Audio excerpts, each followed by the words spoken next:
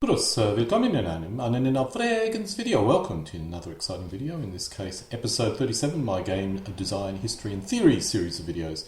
In this case, or this video, I'll be attempting to identify a range of different game flows, specifically micro armor and perhaps musket and pike, and how this impacts rule designs and objectives. This is my third version of this video. In this revision of the video, I've added a great deal of additional information based on research and testing I've conducted in the 4-year gap between the first and current video. As my primary interests are scenarios, the topic of game flow has been foremost on my mind.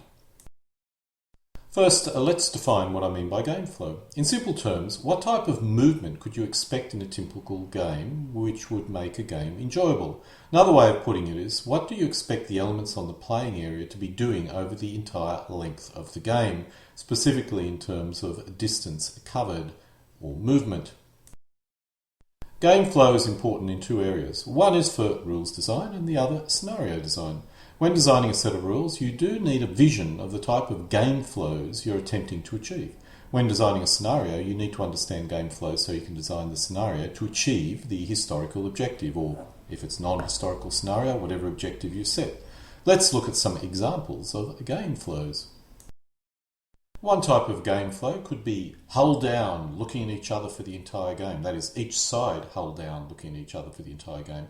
However, I expect this type of game flow would be rather boring. Another game flow is two lines locked in a massive conflict which involves a large amount of combat, but which does not result in much movement. This may be more interesting than the first option, but perhaps not much. It depends on the combat system in your set of rules. Another game flow option is two lines are locked in ferocious combat, but the line moves forward and backwards for the entire length of the game, with minimal net movement. This sounds a little bit more interesting and tends to be common in the world of ancients. Another game flow is we have minimal forces on the playing area with lots of space all over the place. And as a result, movement occurs as both sides try and concentrate their forces for some type of significant blow or to take objectives. This sounds the most interesting so far, and if it was up to me, is what I would probably be aiming for. You may ask yourself at this point, why is this important or significant? If you understand a typical game flow, you can understand what elements of the rules, or what element of the rules can be simplified and what needs to be expanded, or additional detail included. If the game represents both sides, hull down, looking at each other, but otherwise not doing much, you need to introduce game functions which encourage activity. You need the players something to do. Special weapons become more important, such as air power, indirect fire, helicopters, reconnaissance forces and even infantry, as they can slowly advance undercover much more safely than a vehicle which would be probably instantly destroyed in this scenario. If the game flow results in heavy combat but with minimal movement, then you need to focus on the combat system, making it more interesting. As the bulk of your time will be spent conducting combat, you need to make it either realistic or playable, and above all, robust and, of course, enjoyable. If the game results in heavy combat with movement but minimal net movement, you need to focus on the combat system and combat results system, as well as attrition rules such as strength points, multiple states such as disorder and disruption. The combat systems needs to result in some movement, even if it's backwards and forward. If the game is movement focused, with short combats, you need to focus on command, movement, and you need to make the combat system very decisive. If movement is that important, you better make it robust, enjoyable, as realistic as possible, and influenced by factors which historically influenced movement. Understanding the game flow helps us understand what complexity is important and what complexity is of no value. Complex and detailed command and movement rules are wasted if the game flow involves little movement and lots of combat. While this presentation is primarily focused on World War II, Cold War and moderns, this also applies to musket and pike and to a lesser extent ancient periods. I first realised the importance of game flow when I looked at KISS Rommel, which provided a surprisingly good game yet was very simple. Other rules such as Rommel and D-Day to Berlin, while a bit more complex, also offered a very simple game system which seemed to provide a game as reasonable as more complex sets of rules. Based on this observation, I want to understand if I was insisting on complexity which added very little to a game, or was the complexity necessary?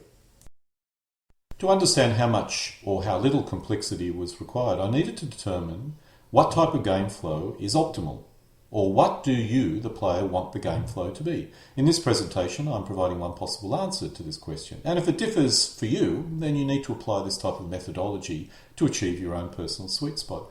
I make no claims that my vision of gaming is superior to any other player, only to describe that the vision that I have and the process I undertook to realise it. After much thought on the topic, I feel the optimal game needs to be asymmetrical. That is, the force mixes at any specific point in time during the game needs to be different. The second point I realise is some manoeuvring is required. You need to see some movement in the game. It does not need to be across the entire playing area, but it should be across at least more than half the depth of the playing area.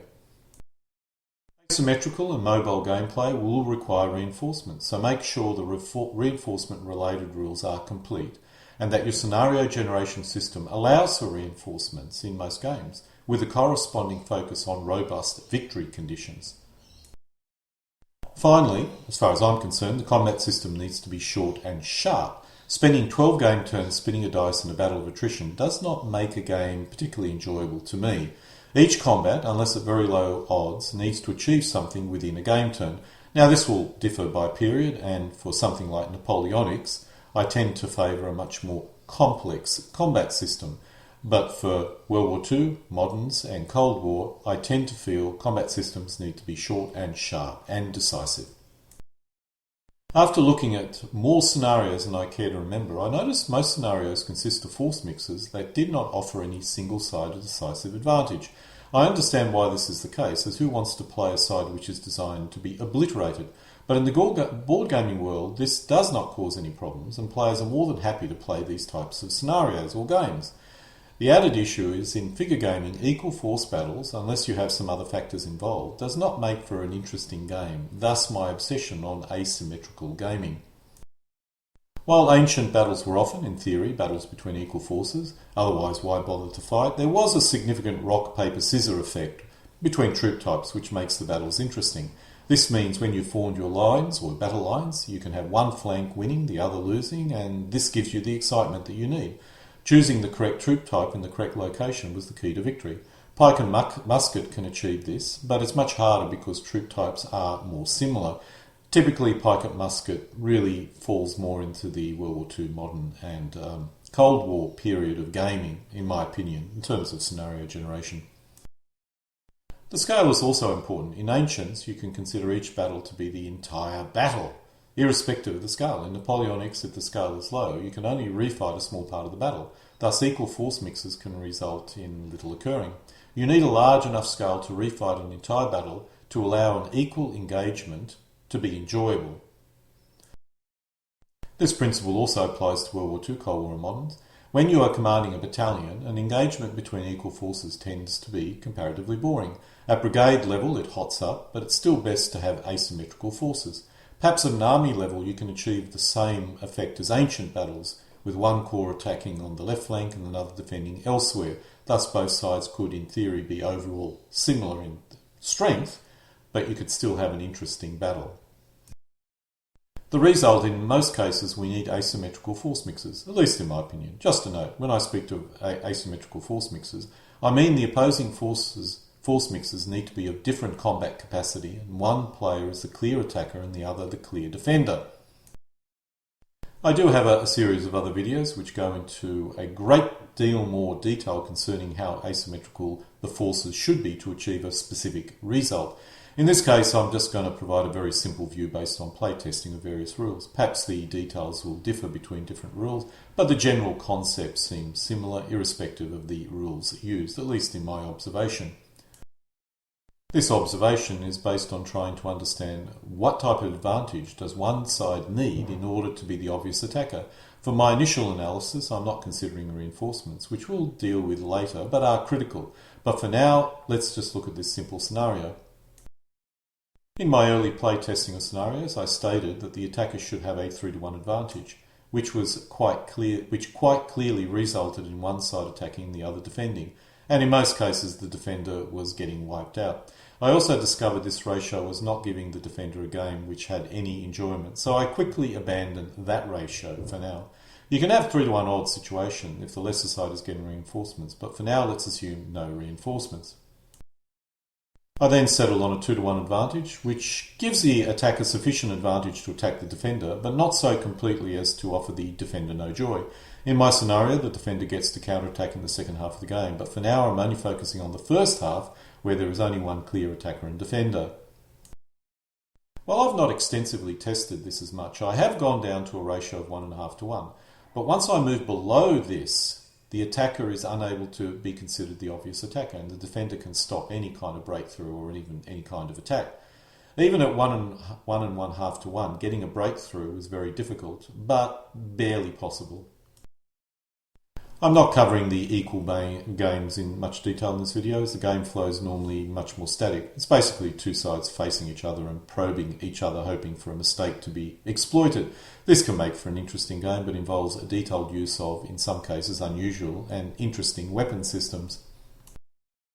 I played many of those equal games using a squad set of scale of rules, and it involved a lot of helicopters, armoured cars and other specialist weapon systems as you attempt to take out enemy headquarters, which almost always wins you the game. But after I and my opponent became so skilled, we never made any errors, so the games then quickly became rather boring, even with special weapon systems. In conclusion, I class all scenarios into two basic simple types. Type 1 is when one side has an advantage of less than 2 to 1, and type 2 is all the rest. You may ask yourself, why is this difference important? The answer is the game flow differs a great deal between these two types of ratios. If the attacker versus defender game, the attacker is expected to break through. The only question is how soon and with what losses. If this takes a long time and with heavy losses, there is no need for much playing area depth. If it's quick and with lesser losses, playing area depth becomes critical. In an equal game, no breakthrough is expected. Thus, there's no need for depth, and the question is, what are the losses of each side and what geographic location is held by whichever player at the end of the game in order to determine victor or loser. There are other factors to consider, such as ground scale, time scale, terrain, and which all have a major impact. I'm using a generic time and ground scale, but if these differs for your set of rules, then the extent of the advances may very well differ. When looking at games where one side outnumbers the other by 2 to 1, I notice the ground scale and time scale has a major impact concerning what the result will be. If the time scale is too small, such as 5 minutes or less, then no breakthrough was ever possible, simply because it would require too many game turns and you would run out of time in the day.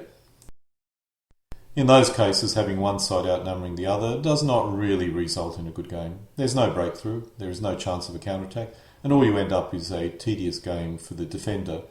Even for the attacker, the game is less than exciting, as there is no time to do anything creative. Full steam ahead and damn the torpedoes is the basic or classic tactic in this case.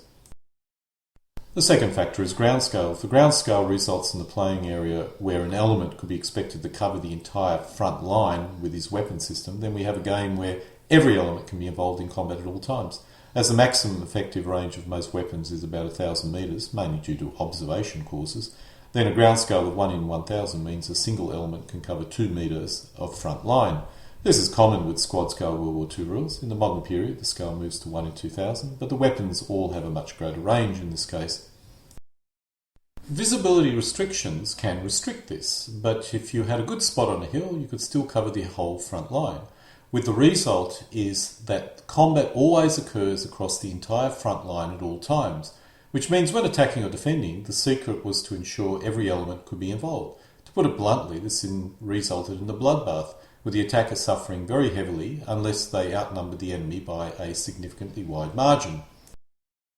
I still have issues with scenarios with squad scale games. I think the only real answer is to have very small force mixes, but unless you play something so simple, historical accuracy is rather minimal. If the rules attempt to be very accurate, I'm uncertain if this element and ground scale could result in an enjoyable game, once we're dealing with very experienced players. Flames of War gets around this by lacking a lot of historical accuracy and flexible scales, the latter being the main reason. The primary focus for those rules is pure playability, and everything else is definitely in a lower priority. When we move to platoon scale, something interesting occurs. As the ground scale moves up to 1 in 4,000, an element cannot cover the entire front line. If the front line is 1 metre, then an element can be expected to cover half of this, or 50 centimetres, or 25 centimetres to each side of the element. The front line now consists of 2 distinct segments, where an enemy can attack in one and defend in the other. The other interesting thing which happens is the time scale changes. If we look at Spearhead, we have a time scale of 30 minutes per game turn. This gives us enough time for a breakthrough, which would probably take from 4 to 8 game turns. This even allows for a counterattack if the game length is at least 24 game turns in length. The dynamics change a great deal as we change scales. Rules such as FFT3 at 12 minutes a game turn only barely allows us time for breakthrough, with no possibility of a counterattack in a one-day game. FFT3 is a set of very detailed rules which is more focused on games where both sides are dancing around with advanced weapon systems, waiting for an error by the enemy. Other similar rules are command decision, rapid fire, micro armor the game, and stonk. These rules are not suitable for an attack versus defence style of game and are more focused on what I call equal force mix games. The main focus is the weapon system. Rules such as Spearhead, Wargamers Digest, World War II, Corps Commander, Lightning War, Tactical Command, Kampfgruppen Commander, and Combat HQ all have a similar game flow. The defender covers both sectors of the front line, and the attacker attacks in one sector and covers the others with minimal forces. The key area to look at is how quickly does the attacker break through and with what losses. If it takes too long, the defender has a chance of reinforcing it. If the attack breaks through, then the attacker has a decision: roll up the front line or drive deep into the enemy rear. The latter would occur if the rules supported supply, the former if no supply exists in these rules. This occurs with these rules simply because of the ground and time scale. This offers a very interesting game with a lot of movement, and I suspect is one reason why Spearhead is so popular, as it allows this type of dynamic gaming. If you have enough time, you can even have a counterattack, although at 30-minute game turns this would result in a very long game. If we use a set of rules which use 60-minute game turns, then a counterattack is very possible. It still results in a long game, but one which can be completed in a single day. When we move to the next scale, company scale, the ground scale is typically 1 in 10,000, and each game turn represents from 60 minutes to 120 minutes.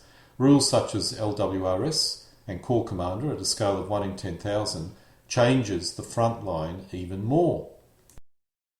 An element now only has the ability to cover 20 centimetres of the front line, which means the front line now has a left flank, centre and right flank. This expands the front line options a player has, but the game turn scale has the biggest impact. LWRS and Panzer Corps uses a 120-minute game turn, which means you can now have one side attacking in a day 1 and the other side counter-attacking in day 2, that is game days. This gives us a game with significant depth, mobility and complexity, and which is one I personally feel is very interesting. I've played many games of LWRS and have noticed that the typical game flow is rather similar. Defence covers the front line, that's the defending player. The attacker then picks a sector, left, centre or right, and attacks, covering the other two sectors with screening forces. This results in an intense period of combat which results in a breakthrough or possibly not. Once broken through, the attacker either drives deep into the rear or rolls up the flank. Because LWRS does not have supply, the roll up the flank is normally selected. But if you use the optional supply rules in Bewegungskrieg, then driving deep in the rear is a valid option. Combat now is sporadic, and most of the action is all about manoeuvring. Then night falls and the process is reversed, with the former defender counterattacking. The counterattack normally consists of a single massive combat and followed by sporadic combat depending on the results of the major combat. I've repeated this pattern many times, in fact almost every time, with the only difference being the casualties and the area of the playing area taken and retaken. This made me think that a typical attack consists of a single major breakthrough combat followed by manoeuvre and sporadic mini-combats. If correct, then perhaps the optimal game system should use tiles or squares to regulate combat and movement. This makes movement quick and simple, so we get to the important combat as quickly as possible. This shows a typical flow of a game broken up into, let's say, tiles, 30cm tiles. After breaking through, the attacker has a choice: roll up the flank or drive deep into the rear. So may decide to do both, or may decide to do both. While this flow can and does occur, using a more traditional game system, you can see how this could also adopt a movement and combat system regulated by tiles, which makes up the playing area. I used 30cm tiles for my playing areas, so this would be a trivial thing for me to do. But even if the player used a more seamless playing area, they could easily place 12 markers on the playing area, indicating the centre point of each tile. To keep the playing area looking nice, the markers could be a terrain feature, which may be used to determine the general terrain of the entire tile. A hill to indicate rough terrain, or woods to indicate cluttered terrain, and a built-up area to indicate, guess what, built-up area terrain. Using LWRS, this normally expends 3 game turns, that's breaking through. Using Core Commander, it's closer to 6 game turns, and Spearhead would probably take about 12 game turns in order to perform the breakthrough manoeuvre. This diagram shows what I call stage 3 and 4. The line is rolled up and the attacker's forces are moving towards the defender's edge to deal with a counterattack. The defender still retains some forces, although they have suffered heavy losses. The first half ends at this point, and in this case the result will probably be a draw during, let's say, my standard victory conditions. It depends on how many elements the attacker can get to the 4th row. In many cases I end the game here, depending on time, but if I have enough time, the counterattack gives the defender some enjoyment in terms of attacking. Using LWRS, this normally takes you to the end of game turn 6, that is if you go through stages 1, 2, 3 and 4. Using Core Commander, it's the end of game turn 12, and Spearhead would probably end on game turn 24, which is much longer than any typical Spearhead game. But Spearhead would get you to the point a winner or loser could at least be determined. If we now move on to what I call stage 5 and 6, the counterattack begins. It must be noted the attacker's formations have all suffered casualties and the defenders have some forces remaining from the initial defending forces.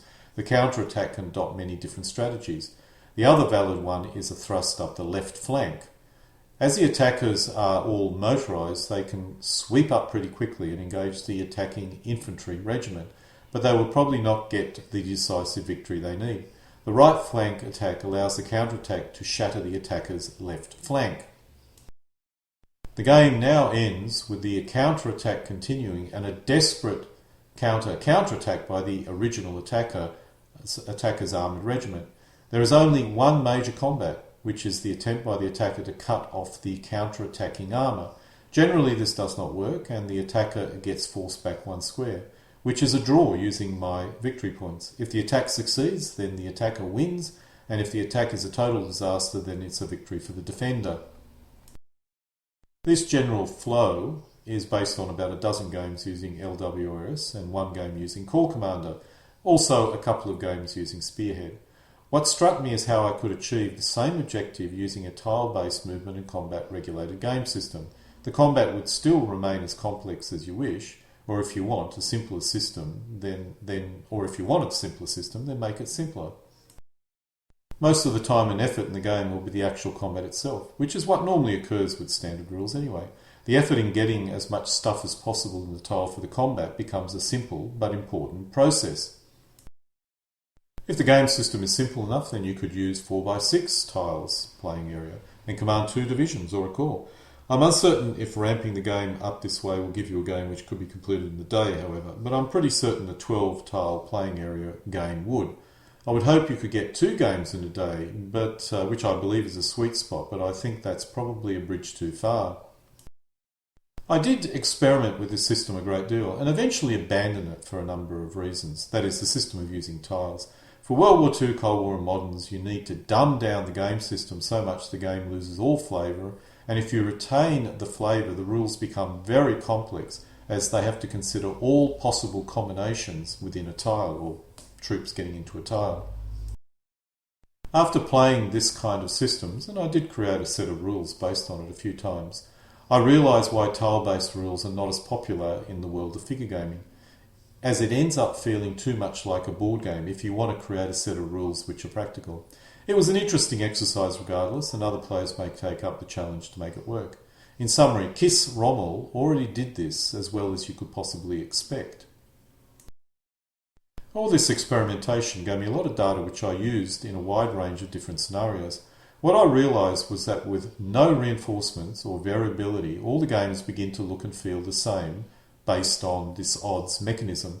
After playing a game a dozen times, it becomes basically boring. I later called this the fixed ad hoc game system, and at the time I felt the problem was so significant I pivoted to historical scenarios.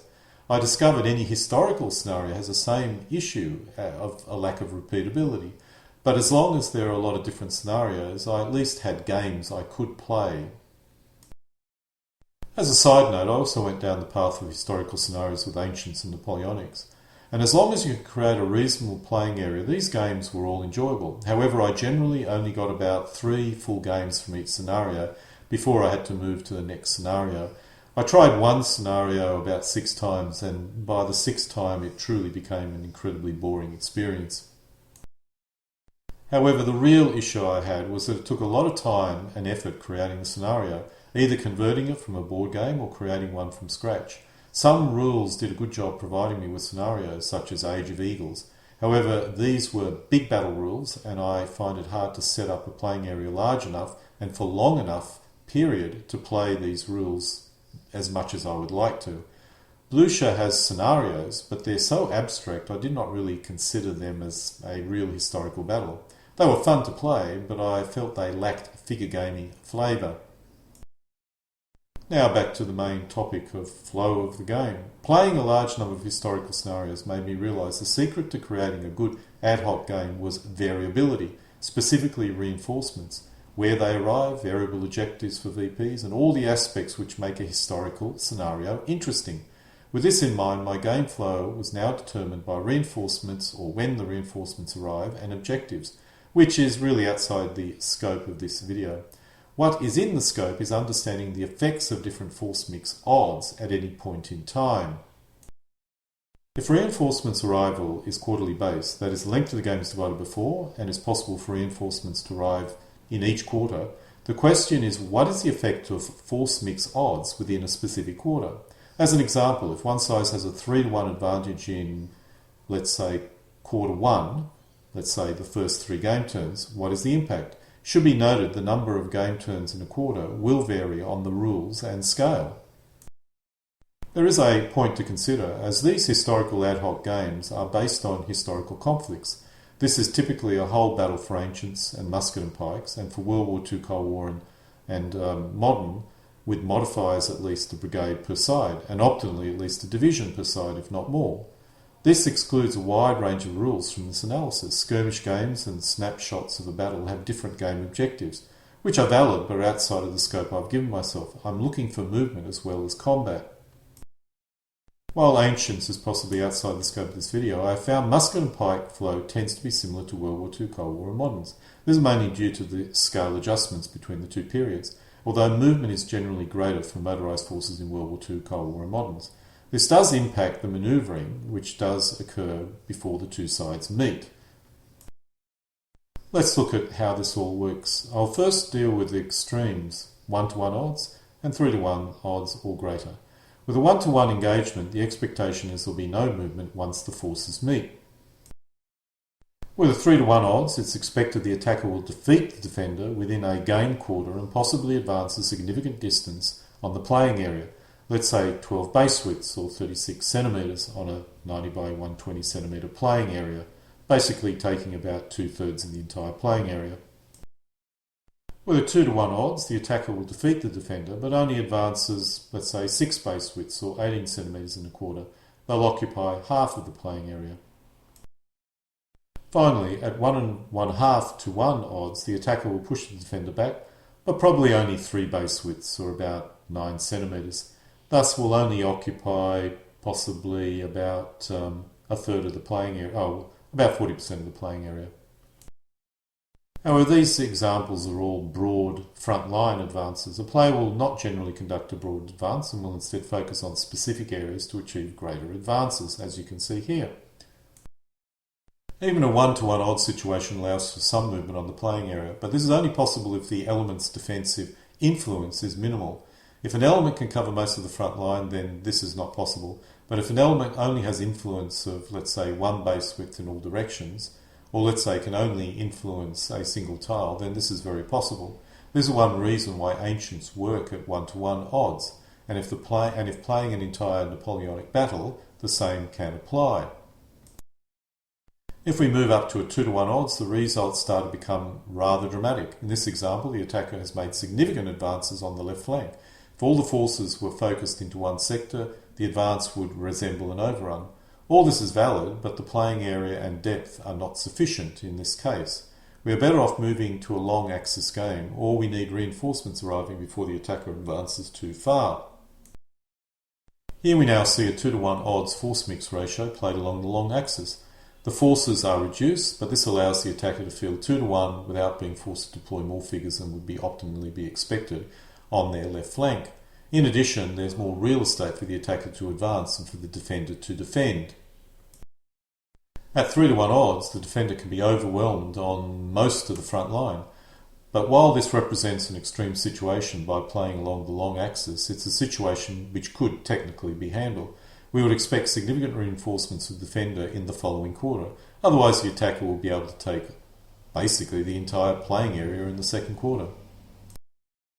Earlier I mentioned that each quarter's length, in terms of game turns, would vary on the rules and scale.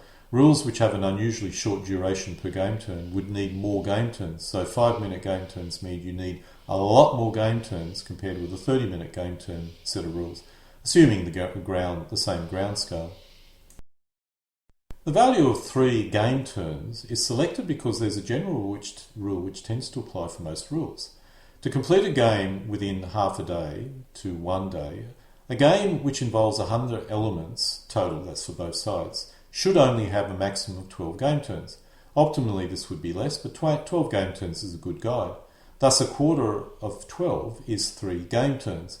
If your game lasts for 24 game turns, then each quarter would represent 6 game turns. Using the guidelines I've provided, we can quickly see that at odds of 2-to-1 or greater, you would need to play along the long axis, unless reinforcements arrive to equal out the situation. Less than 2-to-1, the short axis is optimal. We can also see odds of greater than 3-to-1 are probably not advised. Rules which allow overrun situations would allow an attacker to quickly take most of the playing area if the odds are 4-to-1. Although this does depend on movement rates, and advances of 12 base widths within a quarter may well be the most you can expect. I found with Napoleonics you can get very high odds simply because the movement rates are much lower, but once you go to World War II, Cold War and moderns, the movement rates of mechanised forces are too great to basically consider these very high odds. If utilising overruns, it can possibly result in the elimination of the enemy forces, allowing fast elements to advance further than 12 base widths, possibly a long road. This is especially applicable World War II, Cold War and modern, but Napoleonic cavalry would also be able to conduct significant advances if no opposition was present. Thus, high odds attacks or the inclusion of overrun rules need to be something that you would have to carefully think about. There are other factors you need to consider in manoeuvring. Just moving into contact can expend an entire quarter of the game. But while manoeuvring is critical, as it can dramatically increase the excitement of the game, I'll not really deal with it in any great detail here. The next topic is the impact of reinforcements. Let's look at a possible game with reinforcements. This shows the advance in the first quarter of a 2-to-1 odds game where the attacker is primarily attacking on the left flank. Assuming the attacker manages to reach the midpoint of the playing area, then by the end of the first quarter, in the second quarter the defender may now receive reinforcements which is thrown against the weakest part of the front line, stabilising the situation. In the third quarter, the main counterattack force arrives and drives into the centre, which will have the effect of pushing the attacker back in this particular case. In the fourth quarter, the attacker is forced back, but only a comparatively small distance. This is a viable flow of battle. Both sides are equal in terms of point. The only difference is the attacker has had 6 units for all 4 quarters, for an average of 6 units per quarter.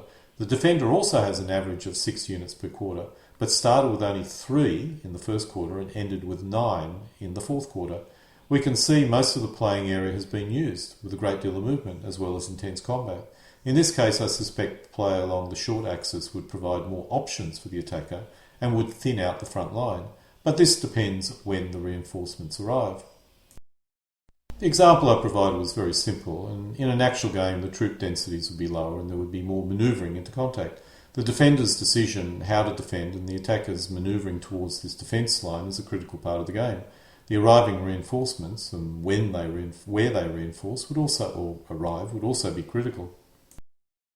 In a typical game, the attacker may well have reinforcements arriving themselves, making this even more complex.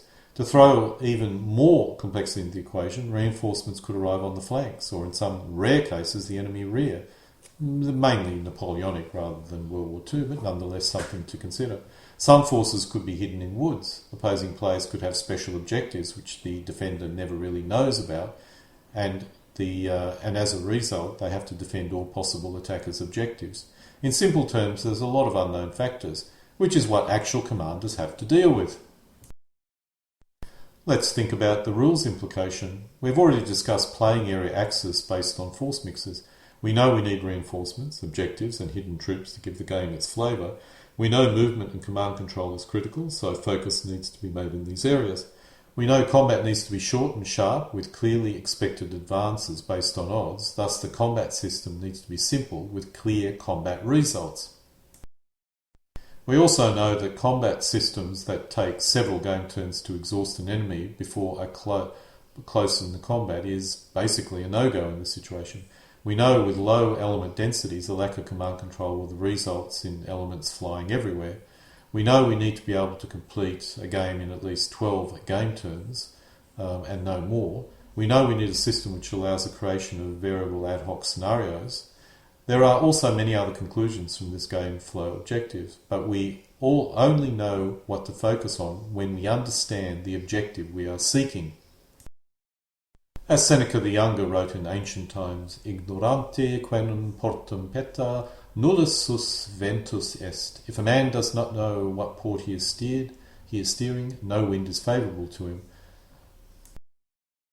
And so we come to an end of my rather long episode 37 of my presentation on micro armour game system design, in this case understanding the game flow, impact on rules design. Alle guten Dingen kommen zu einem Ende.